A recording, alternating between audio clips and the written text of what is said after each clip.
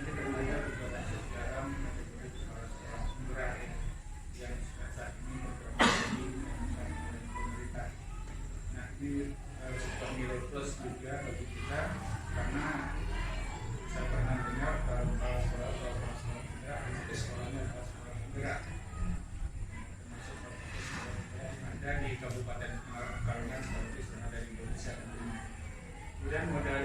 dia sekolah tinggi dedikasi tinggi dan sebagai kepala sekolah kita memiliki guru-guru yang juga luar biasa kompetensinya. Saat ini kita memiliki 48 orang guru dan dari itu ada 3 calon guru penggerak CDP dan masih ada kemungkinan untuk kita laksana program ini kelihatannya masih berlanjut begitu ya. Masuk pada 9 dan akan 10. Di luar itu tentu saja karena ini adalah sekolah dengan siswa terbanyak, kedua itu juga dan data sini ada 865 anak ya. Nah ini pun juga memiliki kontribusi yang luar biasa, tidak hanya dibuktikan dengan meraih kejuaraan di tingkat kabupaten, tapi juga mewakili kabupaten untuk tingkat SMP tentunya di tingkat provinsi. Ini merupakan modal kita juga di dalam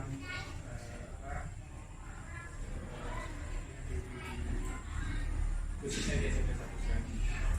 Kemudian juga dari siswa-siswa ini juga sesuai dengan program sekolah mereka memiliki kontribusi yang diberikan dengan kebutuhan tadi, juga bantuan-bantuan terhadap masyarakat sekitar gitu loh. Misalnya saja ada musibah-musibah yang terjadi di banjir, kita tahu gitu. Kemudian juga ada gempa kemarin ya, terkena longsor dan sebagainya. Beberapa waktu yang kita memberikan bantuan-bantuan untuk masyarakat. Tidak hanya masyarakat yang ada di sekolah, banyak masyarakat yang lebih jauh. Jadi saya kira itu modal yang kita punya yang luar biasa. Kemudian ini satu lagi dan kemudian salah satu yang kita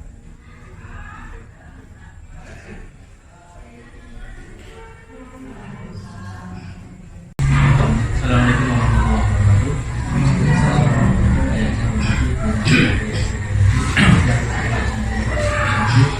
Dan Bapak yang selalu menjadi panutan bagi saya dalam menimba ilmu. Kemudian ada rekan-rekan guru lain di SMA Satu Sragi. Pada kesempatan kali ini saya akan berusaha menjelaskan atau memaparkan modal yang kedua setelah dari manusia. Saya akan menjelaskan modal sosial yang beberapa ini. Modal sosial itu memang berkaitan dengan bagaimana suatu instansi atau rekan guru di sekolah atau keluarga besar SMA itu berinteraksi, baik itu di lingkungan sekolah maupun di luar sekolah. Ya, saya akan menyatakan beberapa modal sosial yang akan saya paparkan.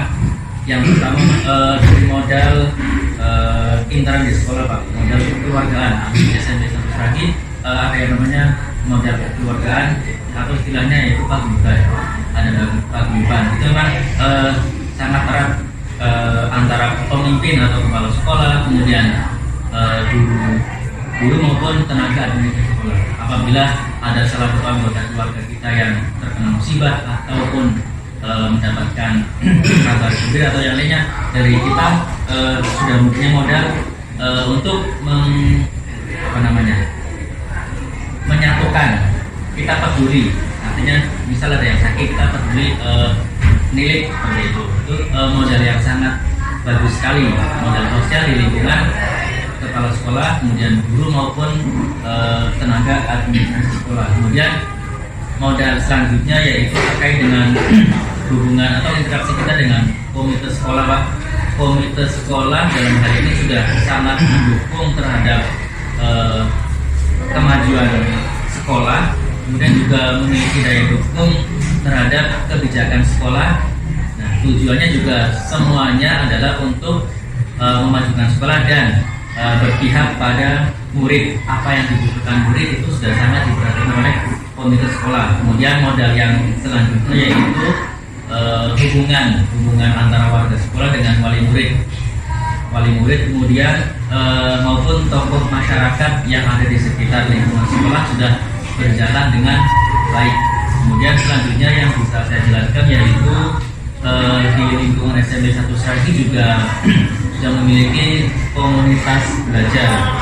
Dan kemarin juga dibentuk bagaimana cara mewujudkan suatu inovasi pembelajaran yang berpihak pada murid, bagaimana secara merencanakan dan melaksanakan serta mengevaluasi pembelajaran yang berpihak pada murid.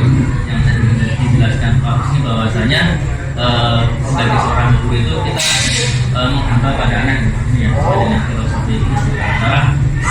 Segala sesuatu yang kita kerjakan, lakukan di proses pembelajaran tujuannya hanya untuk kebahagiaan murid.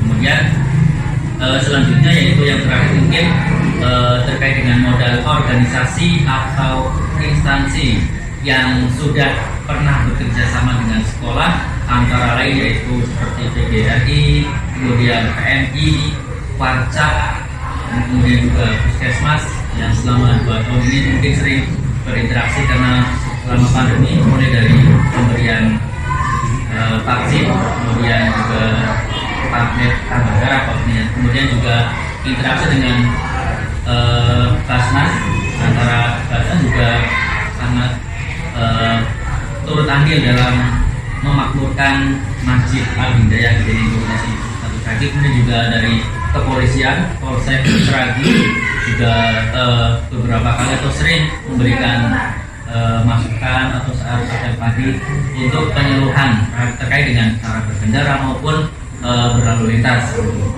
Kemudian juga organisasi keagamaan, jadi mungkin ada NU Muhammadiyah dalam kita sekolah membuat kegiatan terkait dengan PHBI, peringatan Hari Besar Islam. Kita juga memiliki hubungan yang erat untuk kita menghadirkan pembicara dari tokoh agama di lingkungan sekitar sekolah. Mungkin itu saja yang bisa saya sampaikan terkait dengan modal sosial. Sekian, terima kasih. Assalamualaikum warahmatullahi wabarakatuh.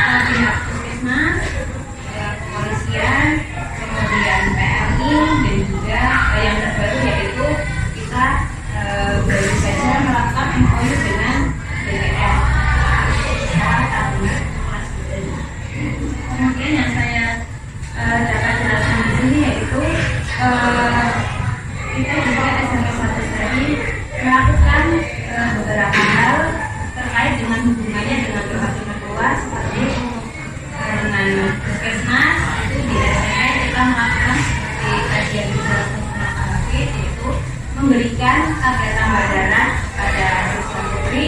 Kemudian dilakukan juga cek darah untuk mengetahui HB tiap siswa, itu khususnya siswa putri. Dan juga di awal kemarin, di tahun-tahun lalu kita juga melakukan vaksinasi untuk semua siswa SMP 1 tadi. Kemudian untuk MOU atau hubungan dengan pihak luar kaitannya dengan Polsek, itu juga beberapa kali polisi ataupun dari pihak Polsek mendatangkan utusannya untuk menghimbau, melakukan himbauan, melakukan penyuluhan kepada siswa-siswa SMP 1 tadi terkait berkendara maupun mematuhi peraturan lalu lintas. Kemudian untuk PMI juga kemarin juga dilakukan dalam PMI yang diikuti oleh semua siswa, itu juga dilakukan dengan pihak luar. Kemudian yang selanjutnya yaitu yang terbaru, itu kita melakukan hubungan atau kerjasama dengan pihak DPR terkait dengan rakyat, itu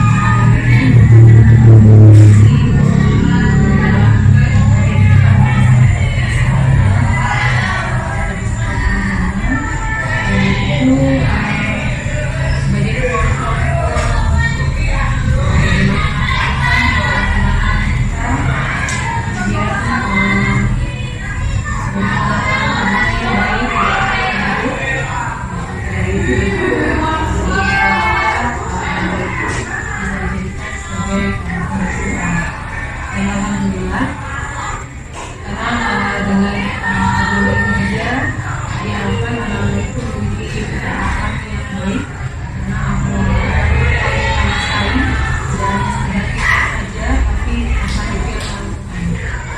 Dan alhamdulillah pada sekolah kita ada sekolah kita sudah ada program yang sudah berjalan baik pada kampus maupun para guru itu ada kegiatan religius yang salah satunya adalah dengan namanya tilawah atau Al-Quran untuk para guru supaya kemudian yang tausiah dan anak-anak setiap hari sebelum dan setelah dimulai. Kemudian selanjutnya kegiatan sholat berjamaah alhamdulillah sudah berjalan. Ada juga kegiatan sholat berjamaah juga sudah berjalan dengan dijadwalkan setiap hari Jumat dibagi dari kelas-kelas seperti itu. Kemudian setelah itu sholat dulu, sholat doa, kemudian ada beberapa juga dari beberapa masjid dari mereka bisa azan, bisa berbeda tentang keagamaan, kemudian lain lagi via kaligrafi. Alhamdulillah juga sudah aksi dan semoga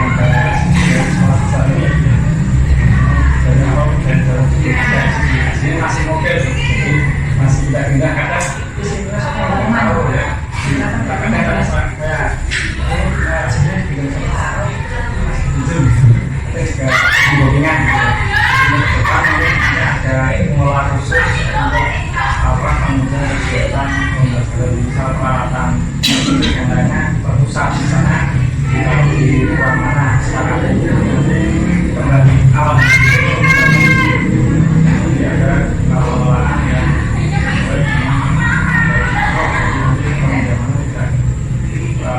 ruang atau di ruang dulu atau di ruang nanti atau di ruang tadi beberapa yang misalnya ada sesuatu dengan kalau kemudian untuk salah lainnya sudah memenuhi untuk siswa dan saya mengatur dari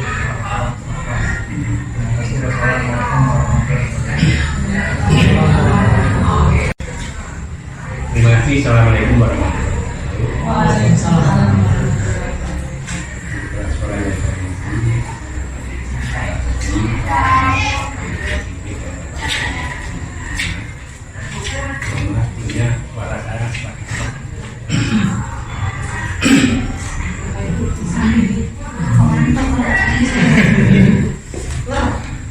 Terima kasih akan saya sampaikan yang berkenaan dengan lingkungan sekolah di luar yang tadi dengan fisik dan tidak disampaikan Pak Madu. Yang pertama saya sampaikan tentang lokasi. SMP 1 Gragi lokasinya sangat strategis. Ini yang menjadi modal dan daya tarik masyarakat untuk menyekolahkan putra putrinya di SMP 1 Gragi. Jadi lokasinya strategis, dekat dengan jalan raya di pusat kota kecamatan, kemudian dekat dengan pusat kesehatan, kantor polisi, sehingga ini akan menjamin keamanan sekolah. Ini juga lingkungan sekolah menjadi aman karena kita punya modal dekat dengan kantor polisi. Kemudian lokasi sekolah yang dekat dengan jalan raya ini menjadi daya tarik sehingga anak-anak itu lebih mudah dari rumah ke sekolah, lebih mudah, lebih cepat, dan tidak perlu sarana transportasi yang penting bisa jalan kaki. Jadi lokasinya sangat bagus. Yang kedua,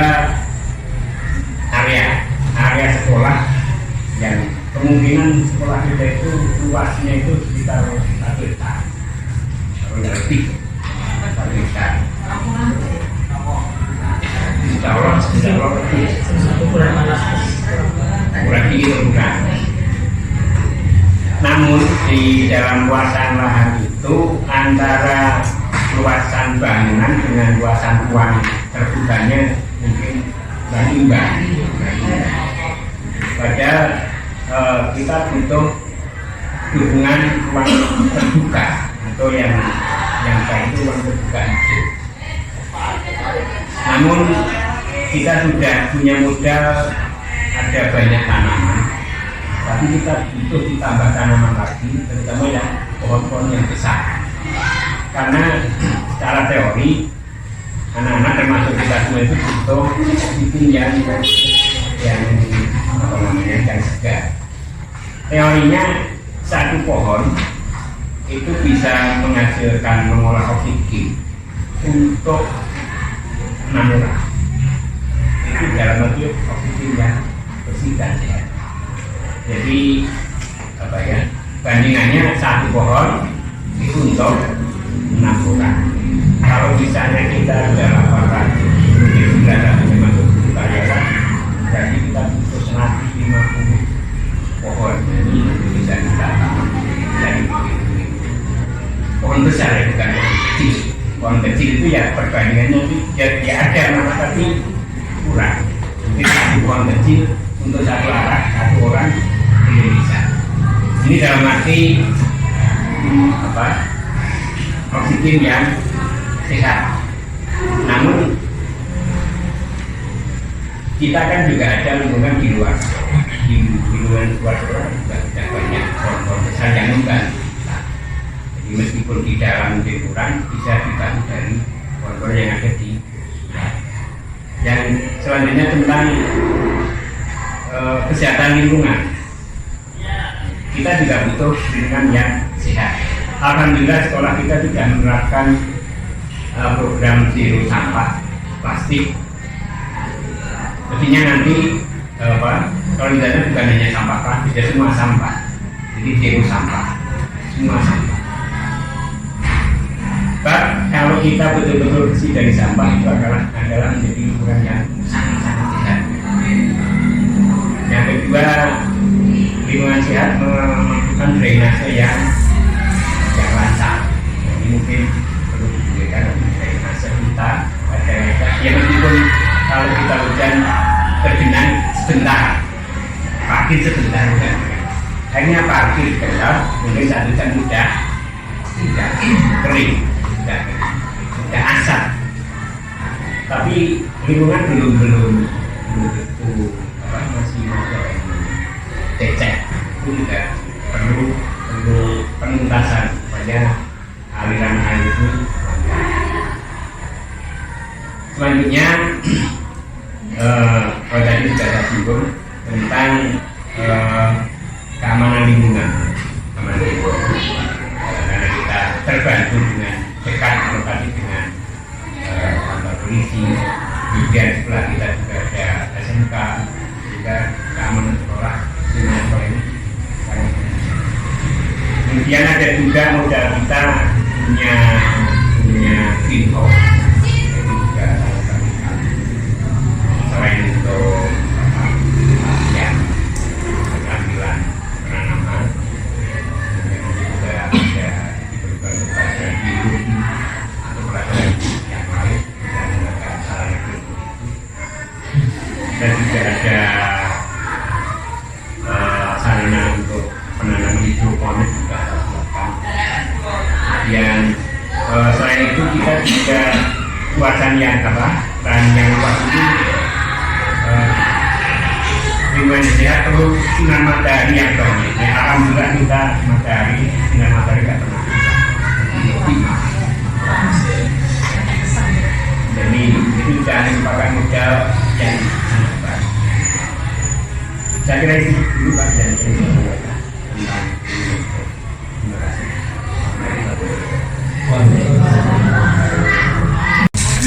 Assalamualaikum warahmatullahi wabarakatuh.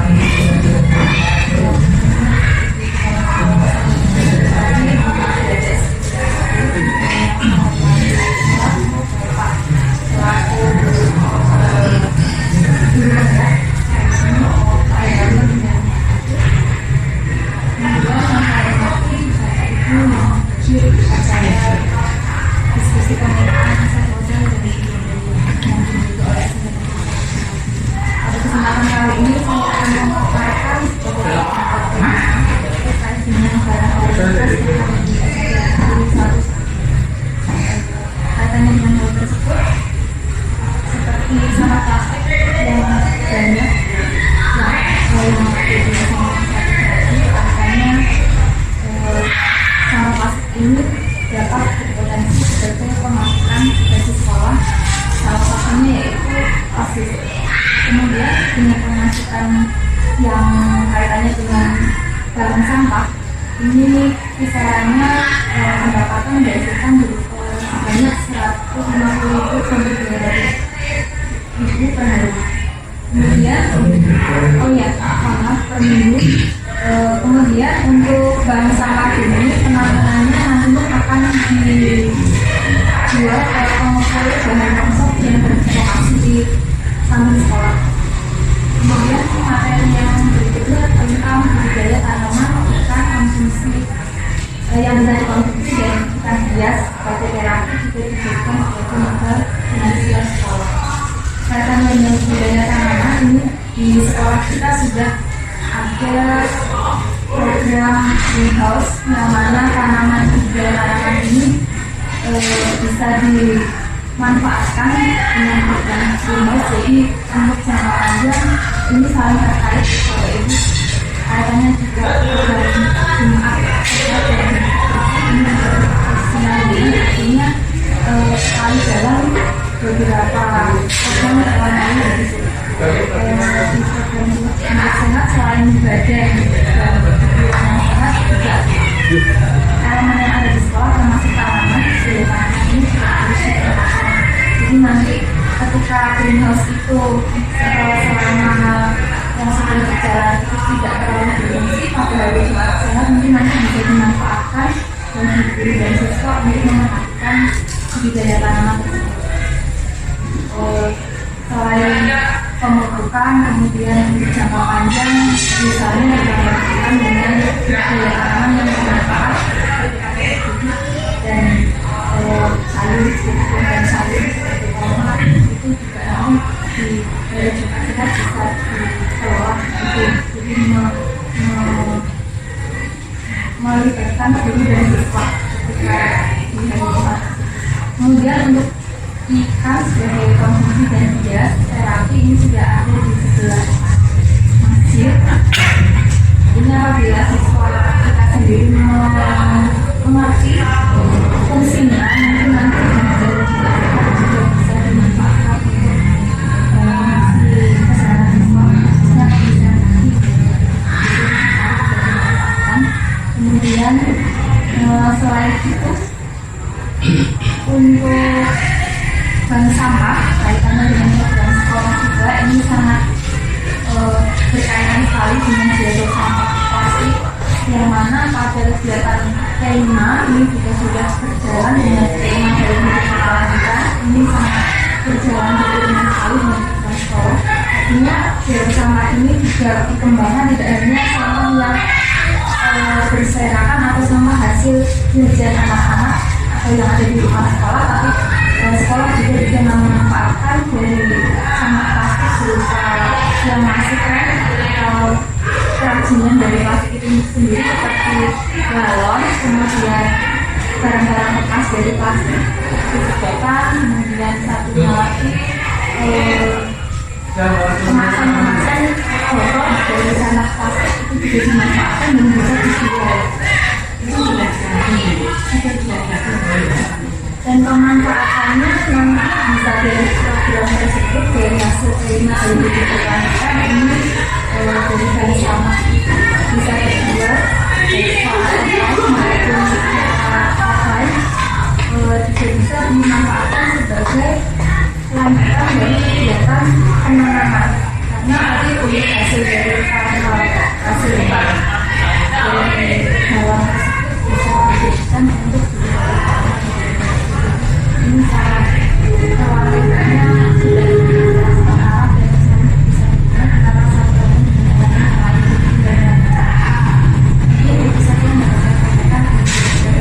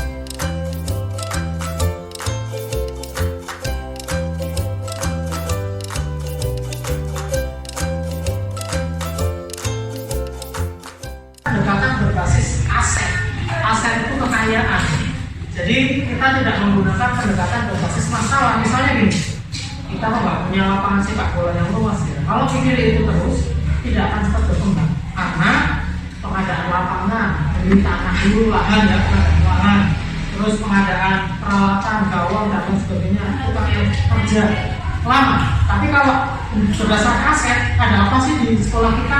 Oh, ada lahan kosong, itu kita manfaatkan untuk apa? Lapangan peta, ya kalau lahan. Nah, itu salah satunya. Nah sekarang sesuai dengan yang saya dengan Pak Erlangga pelajari, itu ada 7 macam modal atau aset di sekolah kita. Nah, yang pertama adalah modal manusia. Ya, Model fisik Pemilu 27 telah memadai dan sebagian masih belum dirasakan. Memiliki tata depan, tengah dan belakang. Peralatan musik, gitar, keyboard dan lem, angklung yang masih banyak. betul sekali ya. Ini termasuk fisik itu bisa gedung, bisa juga peralatan.